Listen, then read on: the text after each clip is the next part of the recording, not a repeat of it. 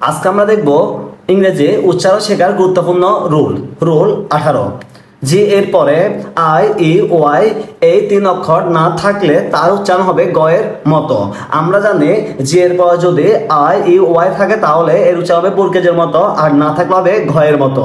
উদাহরণ এ G A I N again, এখানে অর্থ আবার বা পুনরায়। এখানে জির পরে এ থাকার কারণে জির উচ্চারণ কি হয়েছে ঘ। A G A I N S T against, against তো বিরুদ্ধে বা বিপরীতে, এখানে জির পরে এটার কারণে জির উচ্চারণ কি হয়েছে গ। একইভাবে জি ডবল ডি, জির পরে কি আছে ও, তাহলে কি হবে গুড, গুরুত্ব ভালো। G A M E game, game অর্থ খেলা, জির পরে এটার কারণে জির উচ্চারণ কি হয়েছে গ। কিন্তু কিছু ব্যতিক্রম আছে, যেমন এখানে ব্যতিক্রম জি ই টি, জির পরে যদি ই থাকে তাহলে বরকে হওয়ার কথা ছিল, বাট এখানে কি হবে গ হবে, গেট, গেট অর্থ পাওয়া। একইভাবে G I V E give, give অর্থ হচ্ছে দেওয়া, এখানে জির পরে আই আছে, আই থাকলে বরকে যাওয়ার কথা ছিল, কিন্তু কিছু ব্যতিক্রম কারণে এখানে কি হয়েছে ঘ।